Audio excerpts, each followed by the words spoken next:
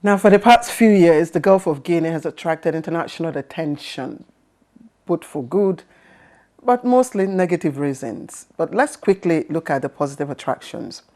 The Gulf of Guinea refers to the northeastern part of the tropical Atlantic, which stretches from Cape Lopez in Gabon and Cape Palmas in Liberia, and of course down to the Senegalese, coastal borders.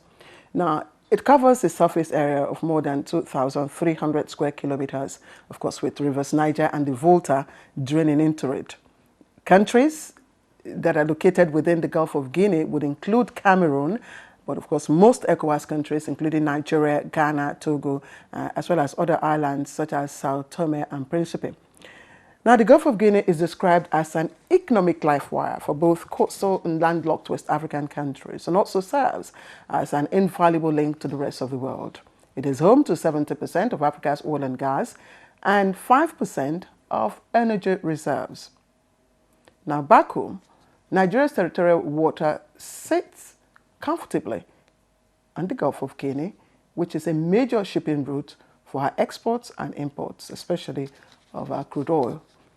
Now, the maritime industry here in Nigeria presents great potentials for local and international investors. And just recently, somewhere, Nigeria reeled out the job opportunities abound in our maritime industry to include shipbuilding and repairs, fleet development, ship financing, maritime tourism, aquaculture, and a host of others.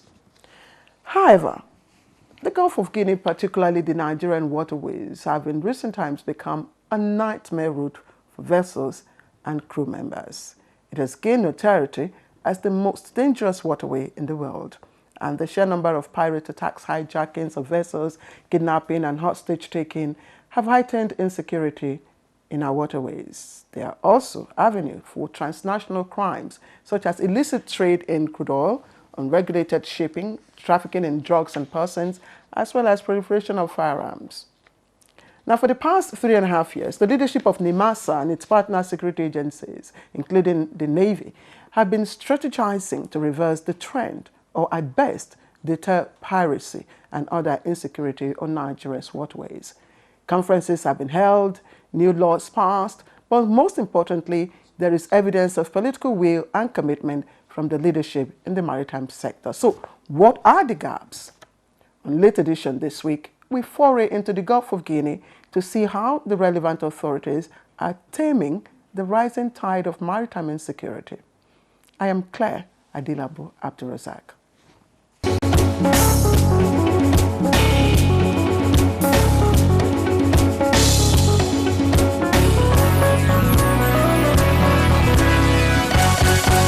Dr. Dakuku Adol Peterside.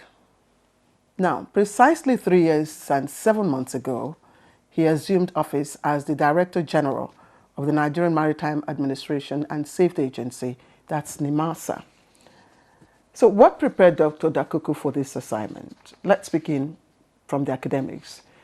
Dr. Dakuku is a real homegrown. He holds a Doctor of Philosophy degree in Management Sciences, that's the organizational behavior, from the University of Port Harcourt. And that's in addition to an MBA in Business Administration and a first degree in Medical Laboratory Sciences, precisely hematology, all from the Rivers State University of Science and Technology. And of course, he stepped up by attending high-level management training courses at various prestigious institutions abroad. At the political leadership level, Dr. Dakuku was chairman of Opobonkoro local government area. He served as senior special assistant to the Rivers State governor at the time on works, and later on was the commissioner for works also in Rivers State. But most importantly, Dr. Dakuku Peterside was also a member of the National Assembly, precisely the House of Representatives. He's a member of several professional associations. My second guest, Rear Admiral Tariworio Dick. He holds, first of all, he is a specialist navigation and direction officer. He holds an advanced diploma in maritime safety and petroleum management from the Federal University of Technology, Owerri, and MSc in strategic studies from the University of Ibadan. Now, Rear Admiral Dick specialized as a navigation officer, as I've said earlier on, after attending several institutions for military, professional, and academic courses. He's a recipient of the Chief of Naval Staff Award for the best paper on maritime operations that are very, very strategic. Rear Admiral Dick has held appointments, including watchkeeping duties on board NNS NIMASA, that's of course on ECOMOG peacekeeping operations in Liberia, a navigation officer, NNS Kenya, I'm sure he will pronounce that later for us. He was also the flag officer commanding Central Naval Command, as well as Chief of Logistics and Chief of Administration at the Naval Headquarters. Rear Admiral Dick is currently the Chief of Training and Operations at the Naval Headquarters. Gentlemen, thank you for joining me. Welcome to the program. Thank you, Claire. Thank you very much, Claire. Yeah, so let's start by looking at the economic importance of, this specific area, specifically the maritime industry, but the Gulf of Guinea, and why security is important for us. Let me start with the DG NIMASA. Well, thank you very much, Claire, and thank you, viewers. The Gulf of Guinea is very strategic in global seaborne trade. It is a strategic route, navigational route that connects Europe with North and South America. It's the shortest route that connects Europe to North and South America. Now, mind you, the Gulf of Guinea is home to 5% of proven reserve of gas in the world. The Gulf of Guinea produces 70% of crude oil that is explored in the continent of Africa. That makes the Gulf of Guinea a very strategic area in the world energy mix. When you say proven energy reserves? Gas reserves. Gas reserves. 5% yes. proven gas reserves in the world. Now, the Gulf of Guinea is also home to a rare species of fishes, now making it an important area in terms of supply pipeline of protein to the rest of the world. Gulf of Guinea is home to a lot of forest, and it's been proven that Gulf of Guinea area is uniquely blessed with a lot of mineral deposits or natural resources. So no matter how you look at it, the Gulf of Guinea is key in global commerce, energy mix, and in terms of mineral distribution around the world and natural resources distribution.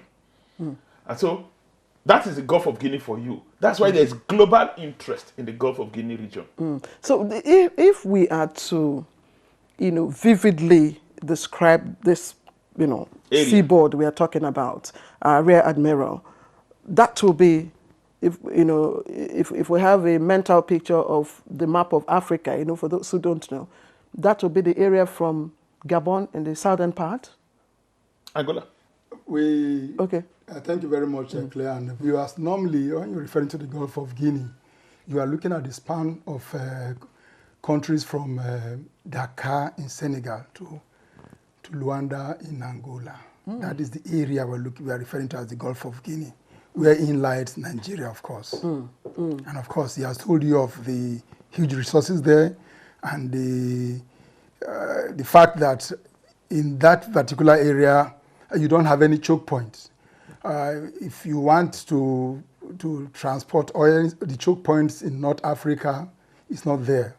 So once you take from the Gulf of Guinea, you are going straight to the east coast of America, where a lot of refineries do exist for refining petroleum, for refining crude to petroleum products. So that is why most of the people are interested in the Gulf of Guinea. So it's like a nest, where that attracts bees and other forms of butterfly. That's a very strategic route. But let's look at in terms of if we evaluate it relatively to other sea areas. How would you evaluate the threat incidents? Well, the issue with the Gulf of Guinea is that because of the deltaic nature of the Gulf of Guinea, you have a lot of tributaries, estuaries that flows into the ocean. So people can easily go outside to harvest, and they have several routes within which to go and land their catch. Unlike some countries where even if you go out to harvest, you have very few routes to take in, and for that reason, it's easy for people to actually prevent some of the incidents that are common in some areas. In the course of my research, I haven't been to Somalia or past the Indian Ocean, but I discovered that area, that's the Indian Ocean, piracy and other incidents, have been minimized. Dr. Dakuku, are you aware? So, how do threats on our waterways, the Gulf of Guinea, how do they manifest? Well, you're talking about two things. Let me try and explain. The first one is that by your own observation, the incidences of piracy in the Gulf of Aden, where Somalia lies, has dropped. That's the first point you made. And the second point is that what are the manifestations of threat to free economic activity in the maritime region? First one, if we go by IMB statistics, International Maritime Bureau, globally there's a drop in maritime crime and piracy precisely around the world. Now, the second thing, if we go by statistics from IMB, is that there's a slight shift. Now, there's a significant drop in reportage of piracy in the Gulf of Aden, whereas it's spiking in other regions. And so globally, there's a drop, including in the Gulf of Guinea. It's also admitted that even in the Gulf of Guinea area, there's a drop. But there are different reporting centers that come up with different statistics, and that's an issue in the sector.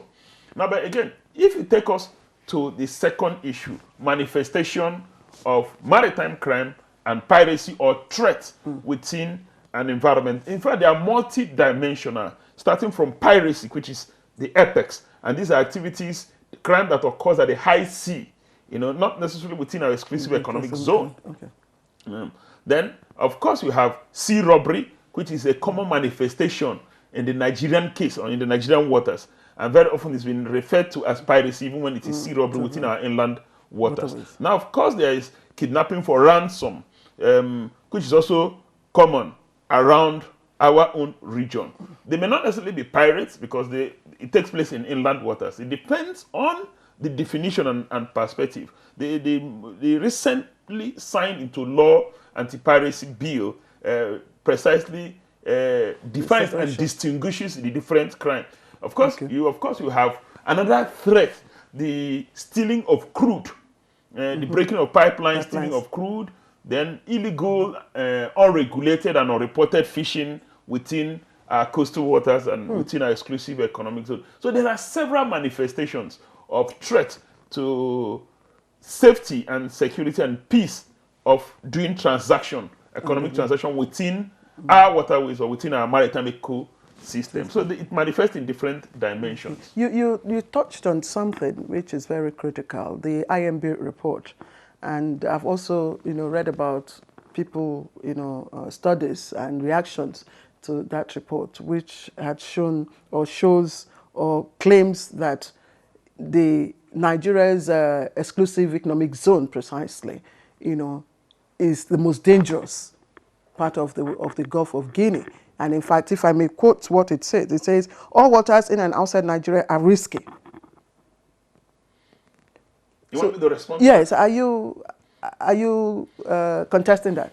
Now, it depends on where you stand and what data or statistics you're working with. But something is clear in my mind, and to those of us who are stakeholders in the maritime sector, one case is bad enough. One case of piracy, one case of maritime crime, one case of sea robbery, one case of kidnapping for ransom is bad enough. We have contested the statistics generated by IMB, and we have done so internationally. We've done so in different platforms and forums, where we have contested these statistics. But we also admit like I said earlier, that one case is bad enough.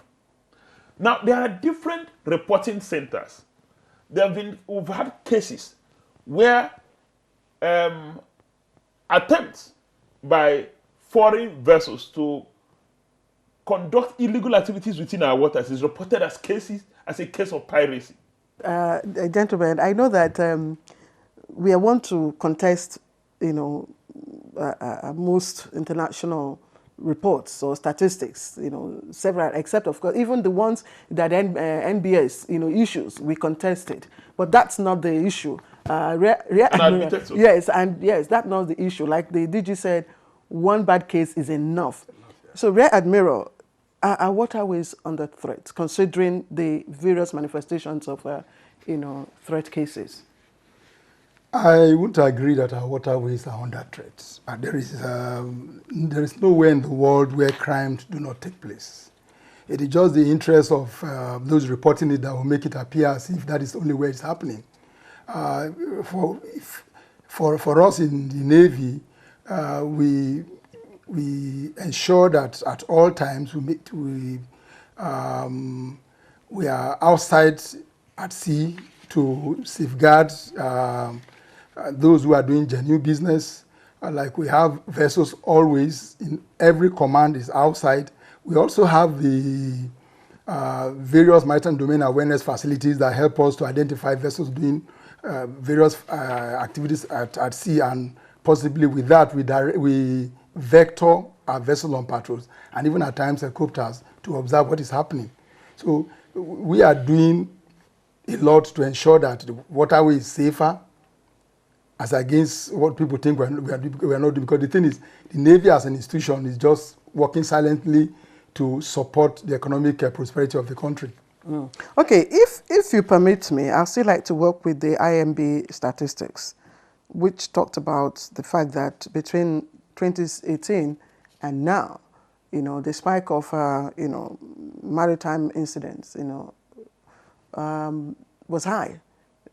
According to IMB, we had 21 incidents between January and June, whereas in 2018, for the whole period of 2018, we recorded about 37. So, DG, do we have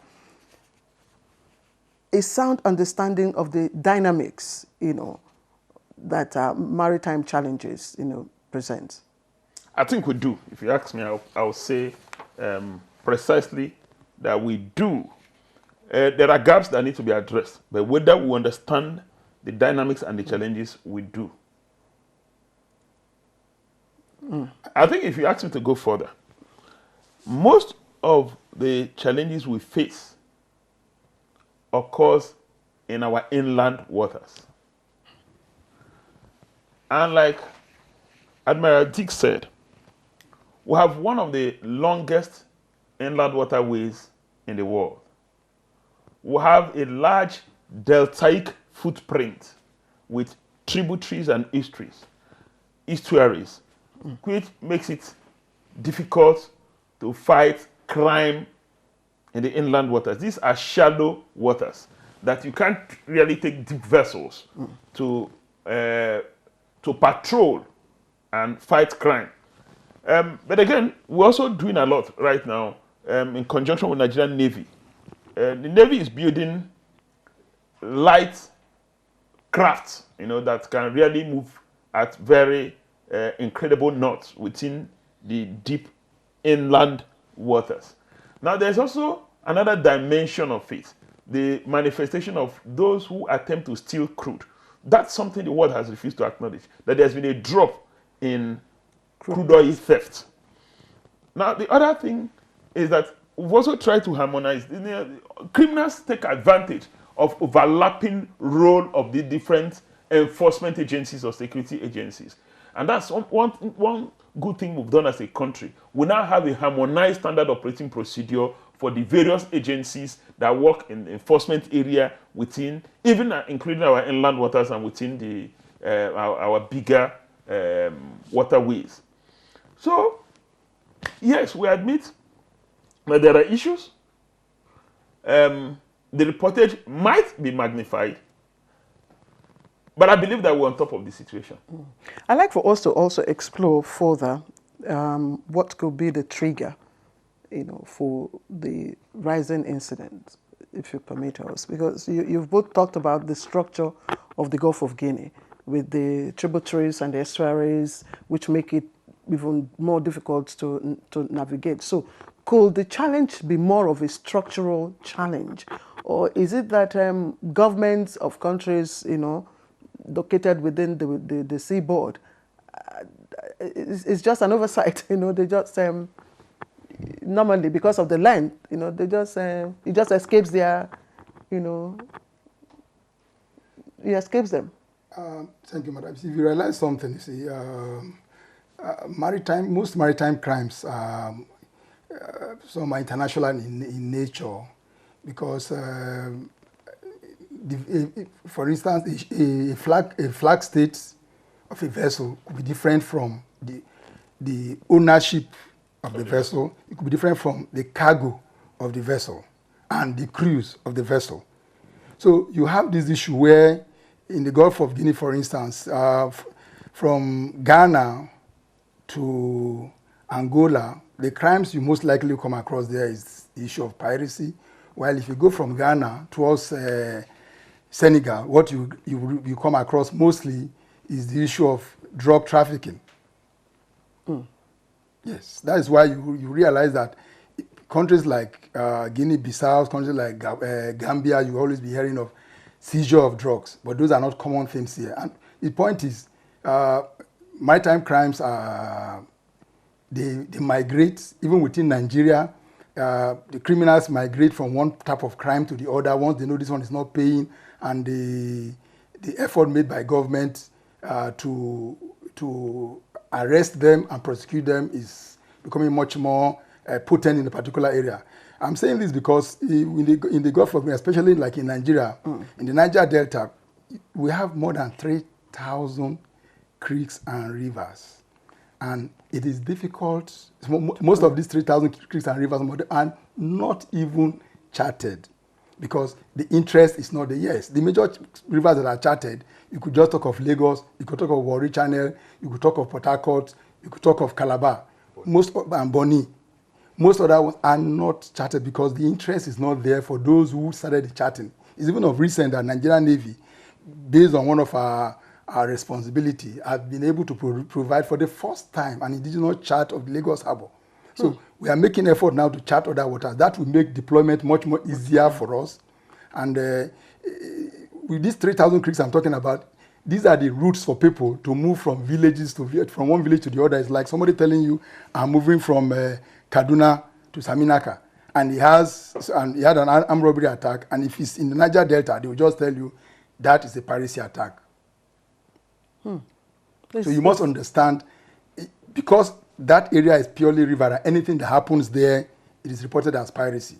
DG, this is quite interesting. I'm wondering, now that we've talked about, should I say, probably connivance, some foreign, vessels or foreign, cargoes involved in some of these crimes and all that. Do we know the identities of those involved? I'd like to talk about the earlier issue, then I'll come back to this, of triggers of maritime crime in the Gulf of Guinea and Niger Delta in particular. Now, if you ask me, what are the triggers of maritime crime in the Niger Delta and in the Gulf of Guinea? The Rear Admiral has captured one, the deltaic nature of the area, which makes it impossible for you to effectively man the waters in that area. The other one is the high rate of poverty. Now, when Somalia was a hot spot, they had a failed government in Somalia. The failed government in Somalia led to a situation where you had a lot of young men who had no future and who took to crime. In the Niger Delta region of Nigeria today, there's high rate of youth unemployment and high rate of poverty. It is a trigger for maritime crime. But there's also a perception by the people of Niger Delta of injustice. That's again a trigger for maritime crime. Some persons, young people, takes the law into their hands. That's another trigger, apart from the geographical nature of the area. Then there is this issue of the foreign comprador or accomplices to the crime in the area. And he had cited the case of Envia Pacus, and of course we can cite several others, where foreigners collaborate with locals to exploit gaps in our system to steal national access like crude oil, and of course to conduct illegal activities within our waters. You see, I'm sorry to interject, Dr. Dakuku. Maritime crime is not bred, in quotes, as we would say in our local parlance. You talk about poverty. Those who engage in maritime, crimes, it takes a lot of resources, don't you? Very often they have foreign collaborators, and we clearly said so. And so the foreign collaborators make available their vessels and other assets they need. It's greed. Now, it's more of greed rather than poverty. Well, if you say it's greed, I don't think it's greed. For them, their perception is that they're unemployed. They think you're taking their resources, national resources, and giving them nothing in return, and that they have to find a means of livelihood. And so if they're going to be used by foreign compradors or foreign agents or foreign personnel, they'll make themselves available. If they're engaged, then they have local knowledge of the local environment. Would it also be that the reason why maritime crime, or crimes, is dropping on the other, areas, maybe the Gulf of Aden, Somalia and all that, would it be because of the type of economic engagements that go on in those areas? Because here we do more of the extractive, industry, economic activity. People go for crude oil theft. People go for pipeline, and all that. Could that be a factor? Maybe if we do less of extractive industry, whatever, would it help to check? I don't know. I'm trying to put my thoughts together. Well, perhaps it will help to check, but then if you realize the Gulf of Aden, what happened then was that you had so many international partners bringing in vessels to ensure that piracy is brought to our knees. But and perhaps that is because a lot of their very large crude carriers transit that route. They have cargoes, they have tourists that visit countries in those areas. So for their interest, they have to do that. But in this case, perhaps maybe their interest is not as huge as what it is in the Gulf of Aden. That is why they are not doing. But if you come back to the issue of why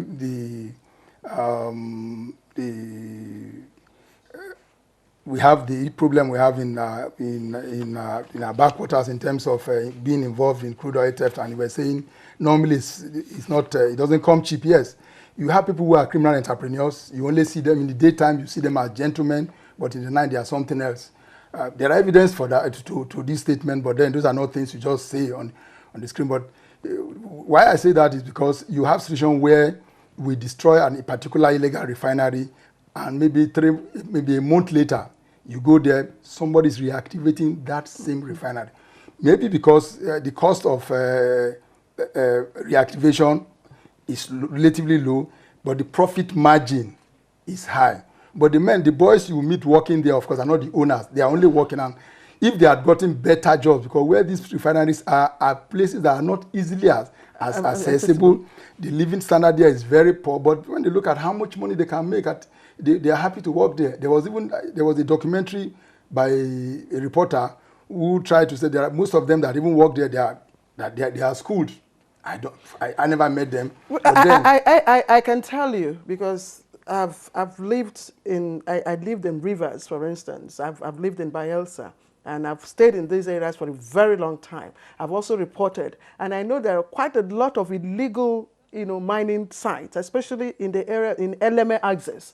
And the people you see are very young. You begin to wonder where the real culprits are. But gentlemen, I'd like us to take a short break. When we come back, we'll begin to evaluate. So far, we've had collaborations. You've talked about what happened, international, collaborations on the Gulf of Aden, which helped to bring down maritime threats there. We'll look at some of these issues and what, of course, NIMASA has been doing so far in the past 3.5 years. You're watching Date Edition, and this week we're looking at how we can tame the tide of maritime insecurity on our waterways. We'll be right back.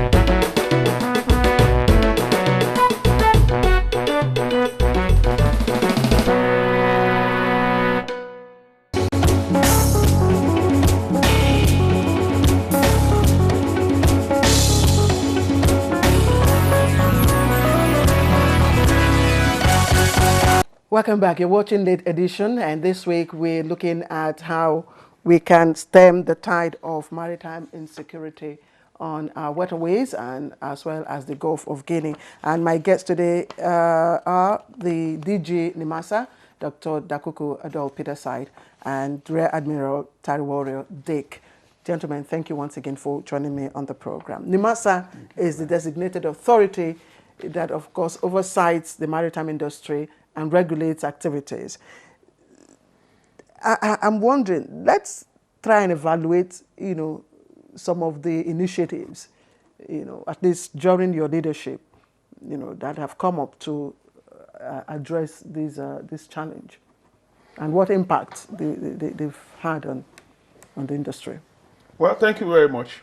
Looking at the initiatives to tackle maritime crime, and of course enhance safety of ships trading within our coastal waters or in our waters. There are a number of them, of course, but the most important is the Deep Blue Project. The Deep Blue Project is a multi-dimensional initiative, but with 3 key components. The first component is to enhance our maritime domain awareness, situational awareness of our maritime domain. Using what is called the C4I Center. It's an intelligence center. And one of the purposes of the C4I Center is to integrate it with the Falcon Eye of the Nigerian Navy and the satellite surveillance system of Nigerian Ports Authority, so that we could have a best eye view. This is still in progress. This is not functional right now. Oh. The C4I Center is functional. Oh. Now, the second dimension of the Deep Blue Project is acquisition of assets, air assets, water assets or maritime assets, and land assets to build up the response capability of our men, to enable them respond, first to patrol the waters and detect criminals and respond when there is need to respond.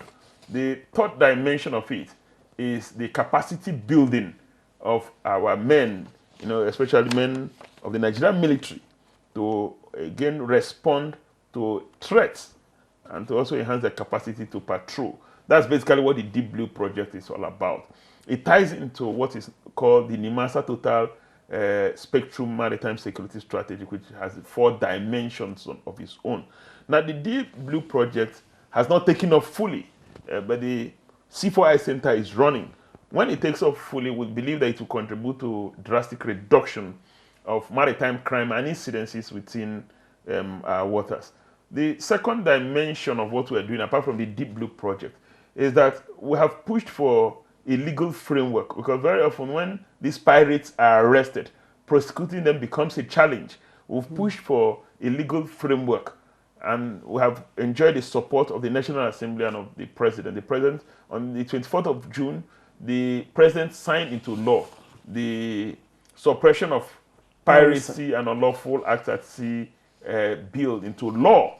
So we now have a stand-alone legislation, to deal with issues of piracy. The idea behind that standalone legislation is to deter people from committing crime, and that if you do, we can successfully prosecute you and ensure that you pay a dear price. Just before you continue, the Deep Blue project and the eye, you said something about the eye. C4I. C4I, yes. It's not fully operational, but it's operational. It's functional. So far, what can you tell us? What impact has it made? Now, the most important impact is that it gives us an idea of vessels that are engaged in suspicious activities, vessels of interest. It has enabled us study patterns. I can tell you that in the past 2 years, if any vessel is arrested for illegally bringing arms into the country, at one time or the other, they stop in a particular port in Spain.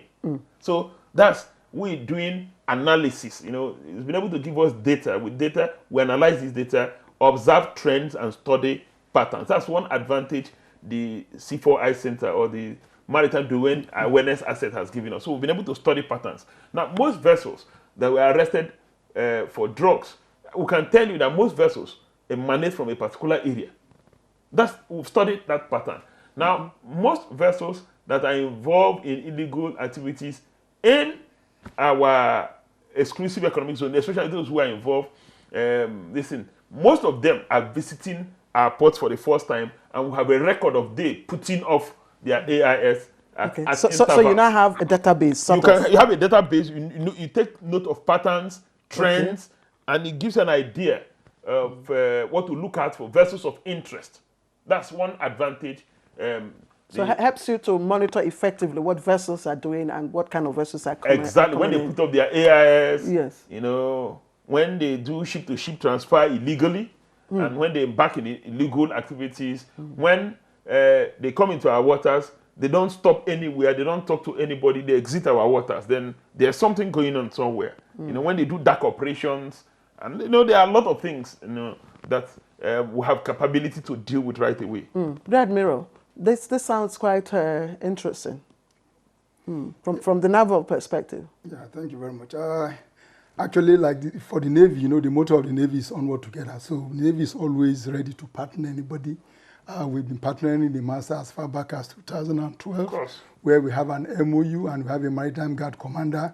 So we have the enforcement unit in NIMASA actually is manned by the Navy. So for us, the Deep Sea Blue project operationalized by the Navy. Is operational. The Great Eastern is operationalized by the Navy. We had more than 200 and about 270 people who had been trained for that, for the Deep Blue project. Even the C4I Center, we have our men there. But then we had also had the Regional Maritime Awareness Capability Center, which was an initiative of the US government. Then we now had the Falcon Eye project. So for us, we see the Deep Blue project, the C4I system, as a great redundancy for the country.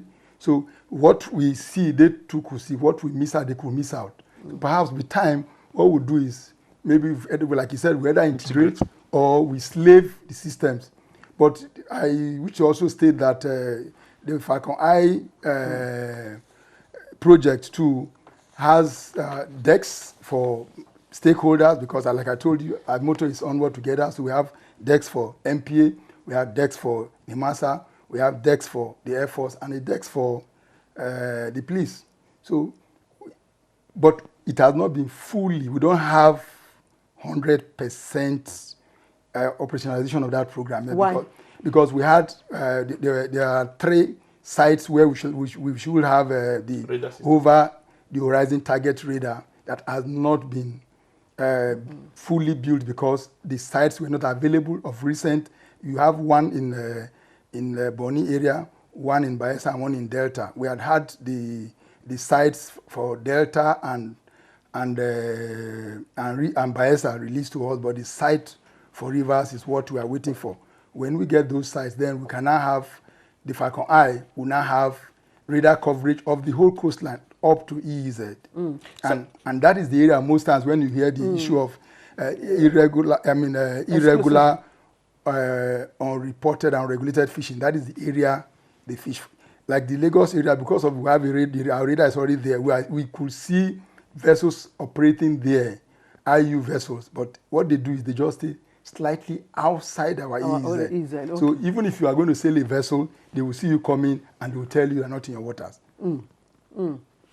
This sounds like a breakthrough, Dr. Dakuku, and seem to have made your work much, much easier. So in terms of 100% operationalization, when is that likely to be effected? My estimation is that by next year, things will be a lot more better. Okay. So, yes. Because actually they have special mission vessels which are fitted with communication which are going to be manned by naval personnel. We have sent, they are about going for the training for the training of those vessels in Netherlands.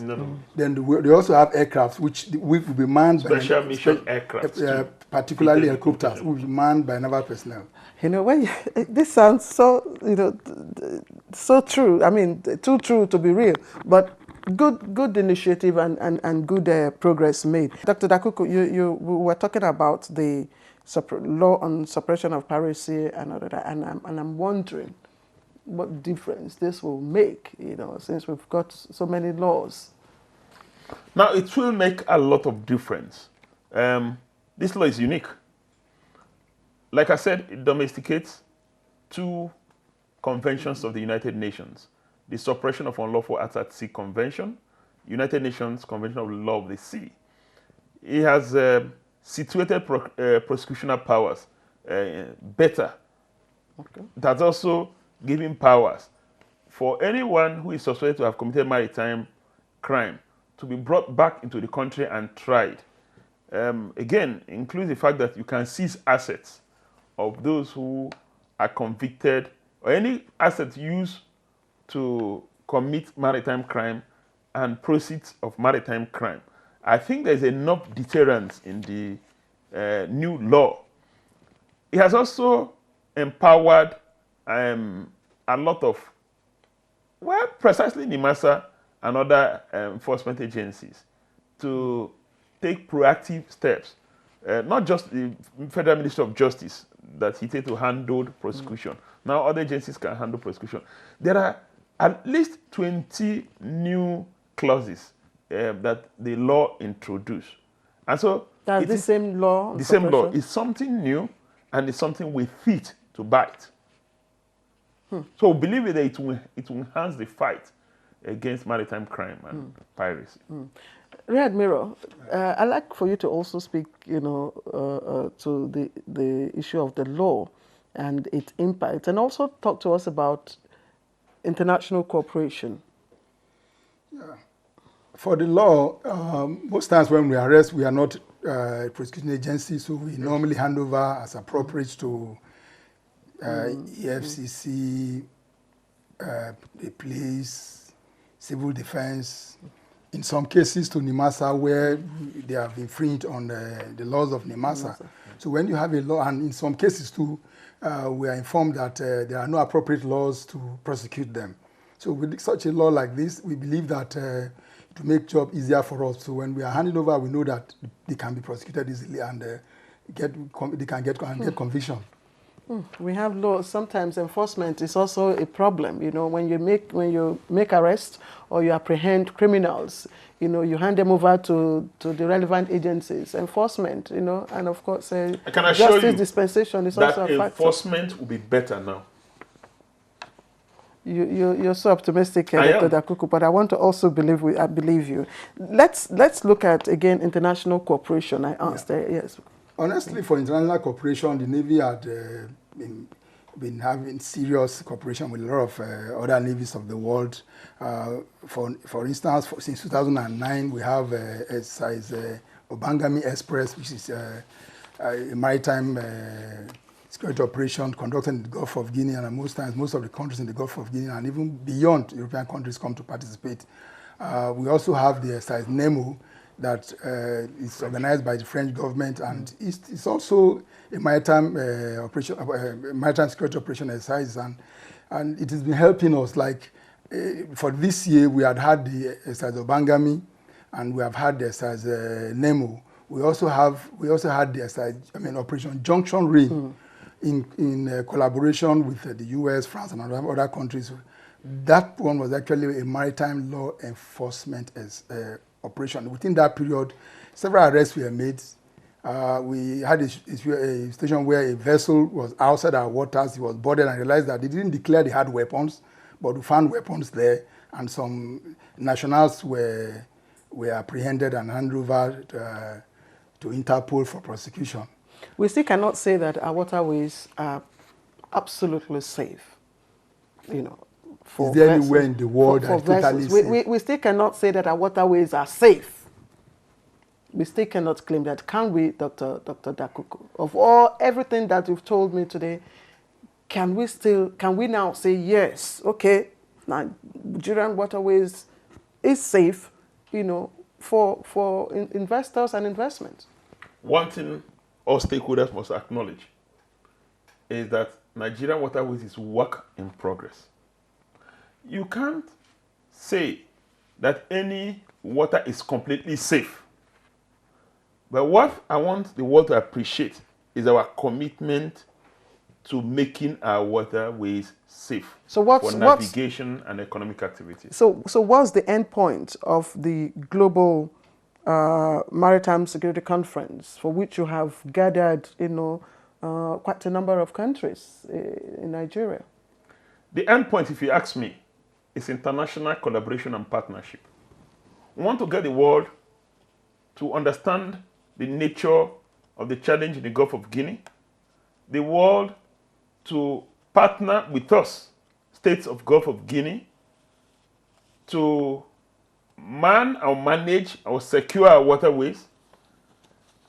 For me, that's the end point. We want to see a Gulf of Guinea that is prosperous based on the fact that you can conduct economic activities on sea without any form of threat or hindrance. If you notice, when we had the global conference on maritime security, we had people from over 80 countries. Because when something happens in the Gulf of Guinea, it affects nationals from all over the world. It affects economic activities in other parts of the world. So it's an area of global interest. And that's why you had people from over 80 countries, over 3,000 delegates, assemble for 3 days, to discuss this issue and agree on a roadmap and commit to working with the states of the Gulf of Guinea towards eradicating any form of threat to our maritime space. What kind of commitment, would you expect, from this gathering, Admiral? For me, I expect our international partners to be very willing to provide information for us as appropriate, and where incidences occur in our waters and they know, they should be able to arrest and possibly try those who perpetrate those crimes. For instance, they have vessels the IU vessels are actually vessels from developed countries, and by existing regulations in the practice of seamanship and the navigation, we realize that every flag state countries has an idea where their flagged vessels are through the use of the long-range identification and tracking system. So they know those vessels are in our waters, they know what they are doing. So they should be prepared to identify those vessels, arrest them, and try them. Dr. Dakuku, you've listened to Rear Admiral in terms of, their expectation, at least from the naval perspective. So in deploying the outcomes, how do you hope to do that? Well, there are international platforms. There's Interregional Coordination Center in Yaoundé, Cameroon, which is empaneled by the ECOWAS and ECAS Commission to coordinate operational aspect of information gathering, operational aspect of maritime security. in the Gulf of Guinea, or well, between West and Central Africa. And so we hope that we're going to work with, they partnered with us in the convening of the conference. So we're going to work with them. Now, there are other platforms too. There is the Committee of Navies of West Africa being coordinated by the Nigerian Navy. There is, of course, ECOWAS, there's ECAS, there's African Union. And of course, we toyed with the idea of SHADE, the kind of platform where you have all international stakeholders working on continuous basis. So we're going to explore these international platforms to enforce decisions arrived at the Abuja Global Maritime Security Conference. That's what we intend to do going forward. And we do hope that it will not end up, as others. Definitely not at all. On the dusty shelves. Definitely not. We are creating an international platform to monitor the enforcement of resolutions reached at the Abuja conference. The last word from Rear Admiral. Well, from the perspective of the Navy, over the years we have realized the fact that the Navy has to be more involved in our policing duties, and we have, in that regards, decided to acquire the appropriate platforms that will cost less to operate. For instance, we have the Thunder class vessels that will, to put one at sea for 5 days, will take about 220,000 liters of AGO. But we now have the civil defense boats that will take about just 21,000 liters for 5 days. So we're trying to be a little bit more cost effective. We also have the shallow draft vessels that we have built locally, so we're making things cheaper. And with those boats, between the last 5 years, we're about 276 of those ones, shallow draft vessels for riverine patrols. Then the rigid hull inflatable boats, about 30-something. With those ones, we are most times in our waterways to ensure that the waterways are safe for those that apply the route. All right. We look forward to using the waterways, especially for those who have made the Niger Delta region a second home. Let me start to appreciate Rear Admiral Tariworio Dick, who is the Chief of Training and Operations at the Navy Headquarters. Thank you very much for joining me. And the Director of NIMASA, DG, Dr. Dakuku Peterside. As always, thank you very much for finding time to be with us. Thank you too. The waterways is an important platform that we can leverage on to take our economy to the next level. All right. That's it this week on Late Edition. I am Claire Delabu Abdurrazak. For me and the rest of the production crew. Bye-bye.